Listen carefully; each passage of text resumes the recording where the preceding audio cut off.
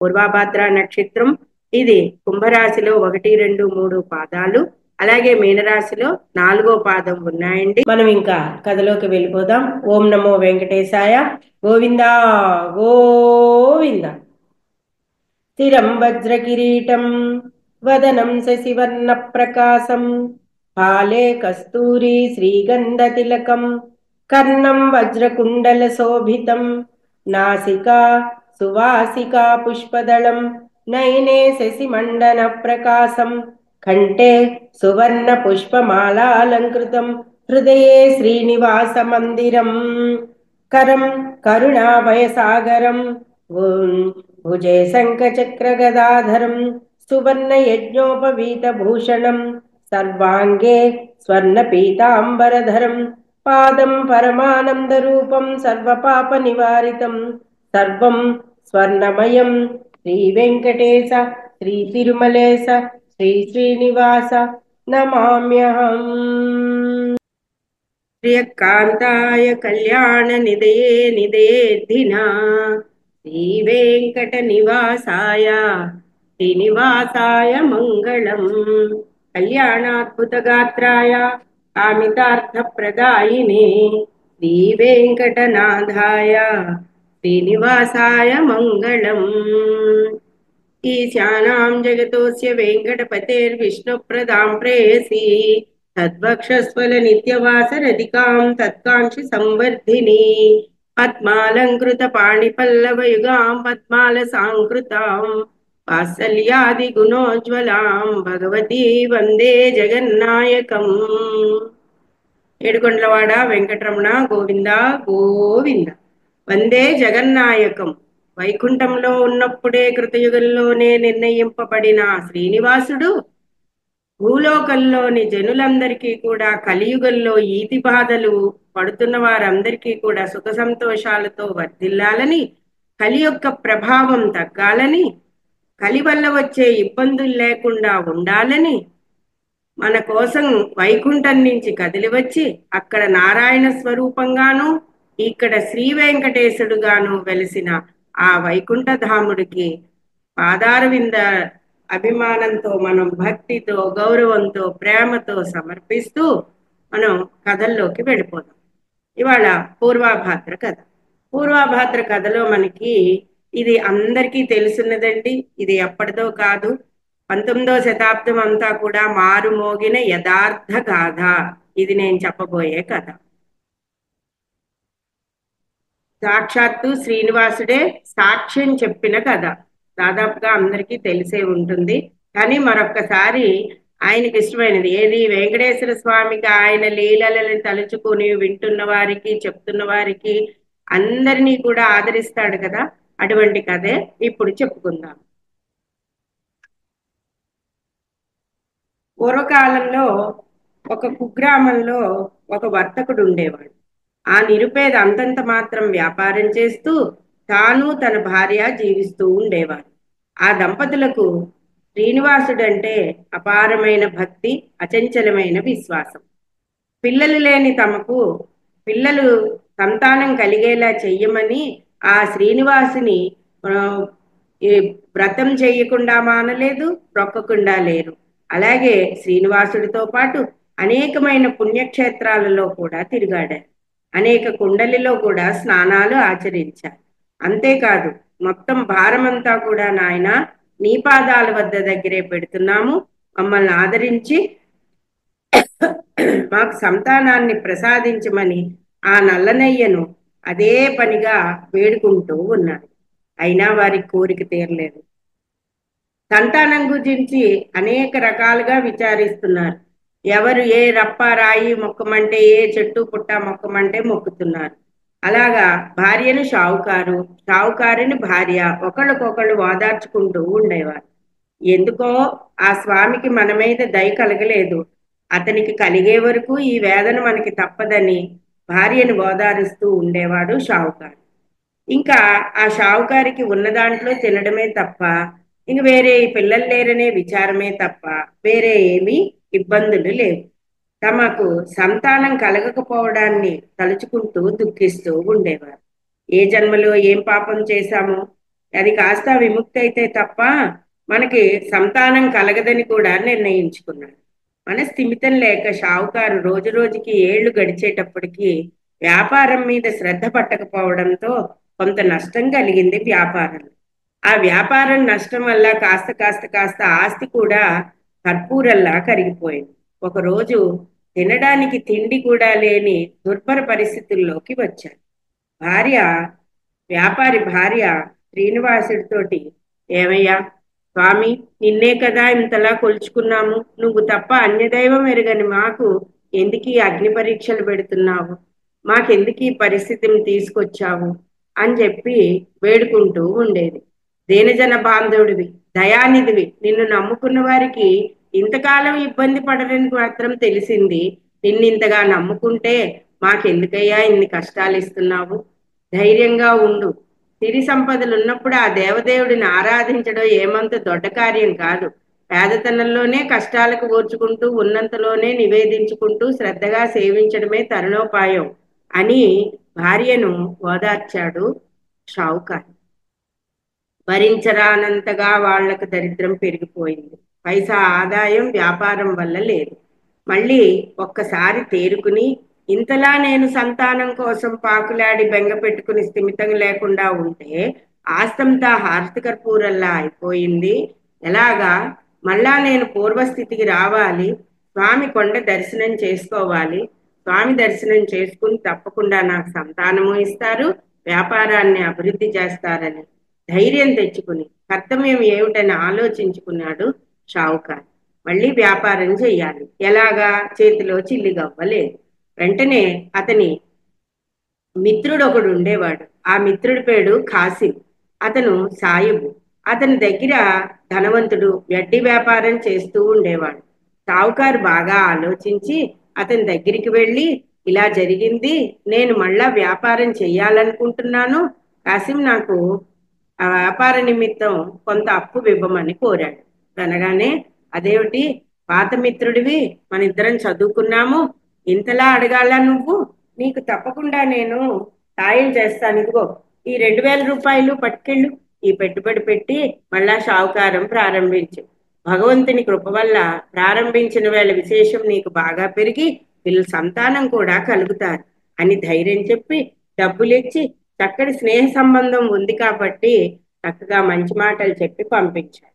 వెంటనే పూర్వ వైభవాన్ని పొందాడు. వాళ్ళ సంసారం సుఖమయమైంది. మళ్ళా సంతానం గురించి అప్పుడప్పుడు ఆలోచిస్తున్నారు. స్వామి దయ వల్ల తమకి సుఖమయ జీవితం వచ్చినట్టే సంతానం కూడా కలుగుతారనే ఆశతోటి పూజలు పునస్కారాలు చేస్తూ భక్తి శ్రద్ధలతో శ్రీనివాసుడి పాదాలని ఆశ్రయించుకుని ఉన్నారు ఆ దంపతులు. కొద్దిగా స్థిమితం కలిగింది. వ్యాపారం అభివృద్ధి అయింది.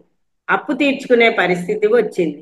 2 ఏళ్ల కాలం తర్వాత 2000 రూపాయలకు అయిన వడ్డీని లెక్క కట్టి అసలు వడ్డీని తీసుకుని కాసిం ఖాన్ ఇంటికి వెళ్ళి అసలు వడ్డీ కూడా ఇచ్చేసి కాసింకి కృతజ్ఞతలు చెప్పుకున్నాడు.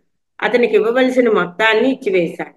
కాసిం పట్ల తనకున్న విశ్వాసం వల్ల ఆ సమయంలో ఇద్దరూ ఒకరికొకరు కబుర్లలో పడడం, కాసిం ఆ సమయంలోనో ఎవరితోనో మాట్లాడుతూ ఉండడం, మొత్తానికి అప్పు తీరిపోయిందనే సంతోషంలో తన పత్రాలు తెచ్చుకోవడం మర్చిపోయాడు షావుకారు. 4 రోజులు గడిచాక ఒక రోజు అతనికి మెలకువ వచ్చింది. షావుకారుకి ఎందుకైనా మంచిది, ఎంత స్నేహితులైతేనేమి, మన పత్రం మనం తెచ్చుకుంటే అయిపోయే కదా అని చెప్పి కాసింకు తన పత్రాలు ఇవ్వమని కబురు పెట్టాడు. కాసిం ఊళ్ళో లేడని వెళ్ళిన వాడు వచ్చి చెప్పాడు. తానే కాసిం ఇంటికి వెళ్ళు. అలా చెప్పగా 2-3 రోజులు తిప్పగా ఓ రోజు షావుకారుకి అనుమానం వచ్చి తనే కాసిం ఇంటికి బయలుదేరాడు. కాసిము కనిపించలేదు. మరి 4-5 సార్లు కూడా వెళ్ళాడు షావుకారు. ఎలాగైనా సరే కాసిముని ఇవాళ పట్టుకుని తన పత్రం తెచ్చుకోవాలని నిర్ణయించుకున్నాడు. అతడు ఇంట ఉన్నాడన్న విషయం వాకప్ చేసుకునే ఇంటికి వెళ్ళాడు షావుకారు. షావుకారు ఇంటి వద్దనే కూర్చున్నాడు. మరికొంతసేపటికి తప్పనిసరి కాసిం ఈవలకు వచ్చాడు. ఏమయ్యా మిత్రమా, నేను నీ దగ్గర తీసుకున్న 2000 రూపాయలు వడ్డీతో చెల్లించేశాను కదా, ఆ బాపతు పత్రాన్ని చెల్లువ్రాసి ఇవ్వకుండా ఉన్నావు. ఆ రోజు కబుర్లలో పడి మర్చిపోయాను. అయినా సరే పోనీ నువ్వే కబురు పెట్టి ఇస్తావులే అని ఊరుకున్నాను. నువ్వు ఇవ్వలేదు. ఇప్పుడు నీ ఇంటి చుట్టూ తిరుగుతుంటే నాకు చెల్లుపత్రం ఇవ్వకుండా కాలక్షేపం చేస్తున్నావేమిటి అని అడిగాడు. వెంటనే షావుకారు, ఎన్నడూ లేనిది అబద్ధమాడుతున్నావు, నీకు తగునా అని అని కాసిముని ఎదురు ప్రశ్న వేశాడు. నేను స్వయంగా తెచ్చి ఇచ్చాను కదా. బుద్ధిమంతుడివి. కష్టకాలంలో ఉన్నావని మిత్రుడివని నీకు డబ్బిస్తే వడ్డీతో సహా డబ్బిచ్చావని మాట్లాడుతున్నావు. నీకు ఇది తగునా అని కాసిం తిరిగి అడిగాడు. అంటనే షావుకారు ఆశ్చర్యపోయాడు. డబ్బు ఇవ్వకపోగా పత్రం అడుగుతున్నావా అని కాసిం అనేటప్పటికి ఒక్కసారి నోట మాట రాలేదు. వెంటనే షావుకారు, అప్పు ఎగవేశానా నేను? డబ్బు సంచులు అందుకుని నీవు నీ పెట్లో పెట్టుకున్నావు, గుర్తు చేసుకో. పత్రం దొరకలేదు, మళ్ళీ ఇస్తానంటే నేను వెళ్ళిపోయాను. ఇలా అన్యాయం చేయడం తగుతుందా అని గట్టిగా రెట్టించి అడిగాడు షావుకారు. ఇచ్చేశానంటే ఇచ్చేశానంటూ ఇద్దరూ వాగ్వాదులకు దిగారు. దిగగానే, నువ్వు నాకు డబ్బిచ్చి ఉంటే సాక్షులను తీసుకురా, అప్పుడు నీ పత్రం నేను నీకు ఇచ్చేస్తానన్నాడు కాసిం. షావుకారు కళ్ళు చింతనిప్పులైపోయాయి. కోపంతో శరీరం వణికిపోయింది. చండాలుడా, ఎంతో మంచి స్నేహితుడివి, డబ్బు తీసుకుని దబాయించి నన్ను హెచ్చరిస్తావా? సాక్షులుంటే తీసుకురమ్మంటావా? సాక్షులు లేకపోవచ్చు. సర్వసాక్షి అయిన దేవుడు ఆ శ్రీనివాసుడున్నాడు. నన్ను మోసగించిన నిన్ను దేవుడే శిక్షిస్తాడు. నా దగ్గర అప్పు తీసుకుని అప్పు తీర్చకపోగా నన్నే నిందిస్తావా? సాక్షులుంటే తీసుకురమ్మంటావా? దేవుడు నన్ను శిక్షిస్తాడని శపిస్తావా? దుర్మార్గుడా అని కాసిం కూడా షావుకారుని బయటకు నెట్టివేశాడు. ఇద్దరి మధ్య వాగ్వాదాలు అనేక సేపు చగిలాయి. విసురుకోవడంలో తోసుకోవడంలో దెబ్బలు తగిలాయి. నోట రక్తం వచ్చింది. అతడితో ఇంక వాదించలేక, దౌర్జన్యాన్ని తట్టుకోలేక షావుకారింటికి వెళ్ళిపోయాడు. బట్టలు మాసిపోయి రక్తం కారుతున్న వంటితో వచ్చిన భర్తను చూసి షావుకారు భార్య లబోదిబో అని రోధించింది. దైమాలిని దేవుణ్ణి పట్టుకుని, శ్రీనివాసుని పట్టుకుని అనేక నిందాస్తుతులు చేసింది. వెంటనే షావుకారు, తప్పు, ఎందుకు అమాయకురాలా? మనిషి చేసిన మోసానికి దౌర్జన్యానికి దేవుణ్ణెందుకు ఆడిపోసుకుంటావు?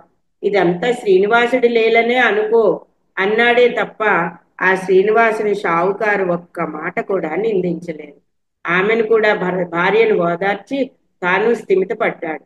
షావుకారు మీద కాసిమ్మే కోర్టులో వాద్యం వేశాడు. కోర్టు షావుకారుకి సమన్లు పంపించింది. షావుకారు కోర్టుకు వెళ్ళాడు. కోర్టులో షావుకారుని బోన్లో నిలబెట్టి ప్రమాణం చేయించి న్యాయాధిపతి వారిని ప్రశ్నించాడు. ఓయి షావుకారు, నువ్వు కాసిం వద్ద 2000 అప్పు తీసుకున్నావు. బాకీని తీర్చలేరని ఇచ్చివేశానంటున్నావని నీపై ఫిర్యాదు చేయబడింది. నువ్వు కాసిం వద్ద అప్పు చేశావా? నిజమే, నేను కాసిం వద్ద అప్పు చేశానని షావుకారు ఒప్పుకున్నాడు. నా వ్యాపార పెట్టుబడి నిమిత్తం తీసుకున్నానని కూడా చెప్పాడు. వడ్డీతో సహా ఇచ్చివేశానని. నిజమే, నేను అతనికి ఇవ్వవలసిన సొమ్ము వడ్డీతో సహా నేను కాసింకి ఇచ్చివేశాను. మరి అతను ఇవ్వలేదని మీ అప్పుకు పత్రాలు సాక్షులు ఉన్నారా? పత్రం రాసి ఇచ్చారా అని అడిగితే ఇచ్చాను. మరి అది చెల్లి వ్రాయించి తీసుకున్నావా? లేదు అని చెప్పాడు షావుకారు. ఎందువల్ల? నేను సొమ్ము పట్టుకు వెళ్ళినప్పుడు అతడు పని భారంలో ఉన్నాడు. సొమ్ము ఇచ్చివేసి పత్రం పంపిస్తాడన్న విశ్వాసంతో చిన్ననాటి స్నేహితుడు, ఇద్దరం మిత్రులమని చెప్పి వచ్చేశాను. నా వృత్తికై నాకు డబ్బిచ్చి తోడ్పడిన నా మిత్రుణ్ణి, నాతో పాటు సమానుడైన వర్తకుణ్ణి ఇస్తావా ఇవ్వవా నిర్బంధించడం మర్యాద కాదని నేను ఇంటికి వచ్చేశాను. తర్వాత ఎన్నిసార్లు కబురు పెట్టినా నన్ను నిందించాడే తప్ప నా నోటుకు ఇవ్వలేదు. అతడు నన్ను అరుగు మీద నుండి క్రిందకి తోసేశాడు. ఇప్పుడు నాపై అప్పు తీర్మానం చేయవలసిందని ఫిర్యాదు చేశాడు. ఇంతకు మించి నాకు ఇంకేమీ తెలియదు. నేను నిర్దోషినని న్యాయాధిపతికి విన్నవించుకున్నాను. ఇందుకు నీకు సాక్షులు ఎవరైనా ఉన్నారా అంటే, ఎవరుంటారు? ఆ శ్రీనివాసుడే నాకు సాక్షి. ఆ మహానీయుడు నా వెంట ఉన్నాడు. కారణమైడు తప్ప నాకు సాక్షులు ఎవ్వరూ లేరు. దేవుడు సాక్ష్యం అంటే కోర్టులో నీ వాదం చెల్లదు. సాక్షులు లేనందువల్ల, అతడికి నీవు వ్రాసి ఇచ్చిన నోటు వల్ల నీవు బాకీదారుడు అని తీర్పు చెప్పవలసి ఉంటుంది కదా అని అడిగాడు న్యాయాధిపతి. అయ్యా, మీరలా అనడం ధర్మం కాదు. శ్రీనివాసుడున్నాడు, సాక్ష్యమని విన్నవించుకున్నాను కదా. అయితే సాక్షిని కోర్టు ముందు హాజరుపరచగలవా? దయాముడు సర్వసాక్షి. భక్తవరదుడు అయిన శ్రీనివాసుడు తప్పక నన్ను ఆదరిస్తాడు. లోకాలేలే లోకేశ్వరుడు ఎక్కడ పడితే అక్కడే ఉంటాడు. ఎక్కడికి పడితే అక్కడకు తన భక్తుల కోసం వస్తాడు అని గట్టిగా చెప్పాడు షావుకారు. అయితే నీ శ్రీనివాసుని నువ్వు నీ సాక్షి అని గట్టిగా వాదిస్తున్నావు కదా, నీ వాదనను మన్నించి వారం రోజులు గడిపిస్తున్నాను. వెంటనే స్వామివారిని ప్రవేశపెట్టు అని చెప్పాడు. అనగానే అయితే సరేనండి అన్నాడు షావుకారు. అని న్యాయాధిపతికి చెప్తున్నాను, చిత్తం స్వామి, మీరు స్వామివారికి కూడా మరి సమన్లు ఇవ్వండి, సాక్ష్యానికి రమ్మనమని అన్నీ చెప్పాడు కోర్టు వారికి. అంతే. న్యాయాధిపతి మతి స్థిమితం లేక మాట్లాడుతున్నావా షావుకారు? దేవుడు వచ్చి సాక్ష్యం ఇవ్వడం ఏమిటి? ఎన్నడైనా విన్నామా కన్నామా? నిజంగా ఆలోచించి తప్పుకో అన్నాడు న్యాయాధిపతి. తమరు న్యాయాధిపతులు, న్యాయాన్ని విచారించడంలో పూర్వపరాలు సంకోచించడం మీకు తగదు. తమని ఇవ్వండి, స్వామి రాకపోతే నన్ను అడగండి అన్నాడు. నాకు న్యాయం జరుగుతుంది, తప్పకుండా శ్రీనివాసుడు వస్తాడు అని చెప్పాడు. తప్పేది లేక కోర్టు వారు శ్రీనివాసుని పేర తిరుపతికి సమన్లు జారీ చేశారు. షావుకారు అప్పుకు సంబంధించి మీరు చూచే రెండు విషయాన్ని కోర్టుకు నివాదించాలని ఒక వారం రోజులకు వాయిదా వేశాడు న్యాయాధిపతి. ఈ విషయం ప్రజలందరికీ కూడా తెలిసిపోయింది. గొప్ప సంచలనమైంది. అప్పటి నుంచి కూడా ఈ కథ భక్తి పారవస్యంతో అమాయకుడైన షావుకారు స్వామి వారిని కోర్టుకు పిలిపించడం ఏమిటి, ఆయన రావడం ఏమిటి, ఇదేదో ఎగ్గొట్టే బాపతే అని ప్రజలు కూడా కొంతమంది అనుకున్న మాటలు ఇవన్నీ. వాయిదా రోజు వరకు షావుకారు స్వామినే ఆరాధిస్తూ, ఆయన్నే నమ్ముకుంటూ, ఆయన నామస్మరణే చేసుకుంటూ, ఆయన పాదాల వద్దనే కూర్చున్నాడు తప్ప అన్నం నీళ్లు కూడా ముట్టకుండా ఉన్నాడు. వాయిదా నాడు కోర్టుకు బయలుదేరిన షావుకారు వేడికి నీరసానికి తాళలేక ముఖం తిరిగి నేలపై పడిపోయాడు. అతన్ని ఆదుకుని సేద తీర్చే మనుషులే లేకపోయారు. ఒక పండు ముసలివాడు అడ్డుగా వచ్చాడు. నేలను పడి ఉన్న షావుకారుని చూశాడు. నీటినిచ్చి సేద తీర్చాడు. నీటినిచ్చిన అతడికి నమస్కరించి స్తుతించాడు. ఆ వృద్ధుల్లో అఖండ తేజస్సును చూసి పారవస్యంతో పొంగిపోయాడు షావుకారు. వెంటనే ఆ వృద్ధ బ్రాహ్మణుడు అంటున్నాడు, నేను ఇంద్రుణ్ణి కాదు, బ్రహ్మను అంతకన్నా కాదు, ఆకలితో అలమటిస్తున్న నిరుపేదను. నీడగా ఉన్నదని నీ గుమ్మంలోకి వచ్చాను. నాకింత తిండి పెట్టు, నీకు జయం కలుగుతుంది అన్నాడు ఆ ముదుసలి బ్రాహ్మణుడు. షావుకారు భార్యను పిలిచి అతనికి అన్నం పెట్టించాడు. అతడు సుష్టిగా భోంచేసి త్రేయించాడు. అన్నదాత సుఖీభవ, నీకు మేలు కలుగుతుంది. ఏదో పని మీద వెడుతున్న నిన్ను ఆపుచేశాను. చాలా దూరం నుండి వస్తున్నందువల్ల వారం రోజులుగా అన్నహారాలు లేక నీరసించినందువల్ల నిన్ను ఆపుచేసి అన్నం పెట్టమన్నాను. చాలా సంతోషం. ఇంక నీ పని మీద నువ్వు బయలుదేరు, నీతో పాటు నేను సాయం వస్తాను. అసలే నీరసంగా ఉన్నావు అన్నాడా ముదిసలి బ్రాహ్మడు. ఆ షావుకారును కోర్టు ప్రాంగణంలో దిగవిడిచి ఎటో వెళ్ళిపోయాడు. కోర్టు జనంతో క్రిక్కిసులాడుతున్నది. శ్రీనివాసుడే స్వయంగా వచ్చి సాక్ష్యం ఇస్తాడని ప్రజలు గుంపులు గుంపులుగా చేరి చెప్పుకుంటున్నారు. కోర్టు హాల్ కేసు చూస్తున్నారు. న్యాయాధిపతి ముందు జ్యోతి రూపంలో శ్రీహరి సాక్ష్యం ఇచ్చిన సంఘటన అందరూ ఆశ్చర్యపోయారు. న్యాయాధిపతి వచ్చి ఆసనంపై కూర్చున్నాడు. షావుకారు కాసిముల వాద్యం చేపట్టాడు. సాక్షులను పిలవమన్నాడు. బంట్రోద్దు వచ్చి శ్రీనివాసుడు శ్రీనివాసుడు శ్రీనివాసుడని ముమ్మారు పిలిచాడు. ఏదో వెలుగు సభికుల మధ్య నుండి బోను దిక్కుగా బయలుదేరి ప్రజలందరి దృష్టి ఆ వెలుగు వైపే ఉంది. అందరికీ స్పష్టంగా ఆ వెలుగు కనబడుతోంది. షావుకారుకు ఆ వెలుగులో లీలగా తన ఇంటికి వచ్చిన వృద్ధ బ్రాహ్మడి పోలిక కనిపించింది. బోనులోకి వచ్చి ఆగిన ఆ జ్యోతి నుండి షావుకారు కాసిముకు డబ్బు చెల్లించడం నేను చూచానన్న మాటలు వినబడ్డాయి. ఆ అశరీరమూర్తి మాటలకు, అంటే మనిషి శరీరం కనబడుతుంగా ఒక జ్యోతి స్వరూపం అక్కడ వచ్చి నిలబడుతున్న మాటలు అందరికీ వినబడ్డాయి. న్యాయాధిపతికి, కోర్టు వారికి, కోర్టు బయట నిలబడిన వారికి, కోర్టులోని ప్రజలకి, చుట్టూతా ఉన్న జనానికి అందరికీ వినబడింది. ఓ తేజమూర్తి, నీవు చెప్పుతున్నది యథార్థమే కావచ్చు. మాకు నమ్మకం కుదిరేలా మీ సాక్ష్యాన్ని వివరించవలసిందని కోర్టు పలికింది. అది నిజమే కదా, కోర్టు వారికి సాక్ష్యమే కావాలి. న్యాయాధికారి, నేను చెబుతున్న మాటలు యథార్థం. షావుకారు 2 చిక్కాలతో తెచ్చి ఆ సొమ్ము కాసిముకు అప్పగించాడు. వాటిని అతడు తన కావిడి పెట్టెలో పెట్టుకున్నాడు. వాటిని అతడు తన పెద్ద కావిడి పెట్టెలో పెట్టుకున్నాడు. ఒక చిక్కల్లో 1000 రూపాయలు, రెండవ చిక్కర్లో 1000 రూపాయలతో వడ్డీ మొత్తం ఉంటాయి అని చెప్పి ఆ జ్యోతి వెళ్ళిపోయింది. కోర్టు మర్నాటికి వాయిదా వేశారు. న్యాయాధిపతి, కోర్టు అధికారులు కాసిం ఇంటికి వెళ్ళారు. అతని కార్యస్థానంలో ఉన్న పెద్ద మందసాన్ని తెరిపించారు. అందులో అట్టడుగున గల 2 చిక్కాలను చూసి వాటిని లెక్కించారు. సాక్ష్యాధారాన్ని బట్టి షావుకారు డబ్బు చెల్లించినట్టు ధృవీకరించబడింది. షావుకారు నిరపరాధి అని రుజువైంది. కాసిం ద్రోహిని నిర్ధారించబడింది. మర్నాడు న్యాయస్థానంలో కాసింను దోషి తీర్పు చెబుతూ వంచనకు, మోసానికి, అబద్ధపు వాద్యానికి కాసిముకు జరిమానా విధించడం జరిగింది. నగరంలో షావుకారు పరపతి పెరిగింది. అతడు మహాభక్తుడని, దేవుడే సాక్ష్యానికి వచ్చి రప్పించిన మహానుభావుడని ఊరు, వాడ, నగరం, పట్టణాలు, దేశమంతా చాటింపు వేశారు. అందరూ కూడా ఆ షావుకార్ని పదే పదే, నువ్వు ఎంతో అదృష్టవంతుడివి, సాక్షాత్తు శ్రీనివాసుణ్ణి కోర్టుకి రప్పించావు సుమా అని చెప్పి పాదాభివందనాలు చేసి, నమస్కారాలు చేసి, ఆ ఇంటి ముందు ఎవరు వెళ్తున్నా కూడా నమస్కరించుకుంటూ వెళ్ళడం అనేది అందరికీ అలవాటైపోయింది. తదుపరి వారి దంపతులు ఇరువురికి శ్రీనివాసుడు సంతానాన్ని ప్రసాదించాడు, షావుకారుని ఆశీర్వదించాడు. ఇలాగా స్వామిని నమ్ముకున్న వారికి ఎల్ల వేళలా కూడా ఆనందకరమైన జీవితమే గాని జ్యోతి స్వరూపం. బ్రహ్మదేవుడు మొట్టమొదటగా అఖండ దీపాన్ని వెలిగించాడు. ఇప్పటికీ ఆ జ్యోతులు వెలుగుతున్నాయి. కలిగాంతం వరకు కూడా జ్యోతులు ఉంటాయని చెప్పారు. జ్యోతి స్వరూపంలోనే స్వామిని పూజించారు అందరూ కూడా. ఈ షావుకారు కూడా జ్యోతి స్వరూపంలో పూజించాడు. కోర్టుకు కూడా జ్యోతి స్వరూపంలోనే వచ్చాడు. పూర్వం గోడకి నామాలు పెట్టి, ఆ వెంకటేశ్వర స్వామి అంటే అర్థం గోడ మీద నామాలే. ఆయన ముఖం మీద ఉన్న నామాలకే పూజించేవారు ఆ మూర్తిని. అందుకని అప్పటి నుంచి కూడా, అప్పటికింత బొమ్మలు, ఫోటోలు అవి లేవు కదండి. అందుకని అదే ఆ పరిపాటి అయిపోయింది అందరికీ కూడా. కాబట్టి జ్యోతి స్వరూపంలో శ్రీ మహాలక్ష్మిని పూజించి మళ్ళా ఆదిలక్ష్మిని వెనక్కి తెచ్చుకున్నారు వెంకటేశ్వర స్వామి. జ్యోతి స్వరూపంలో మనమందరం పూజించి వెంకటేశ్వర స్వామి అనుగ్రహానికి పాత్రులం అవుతుంది.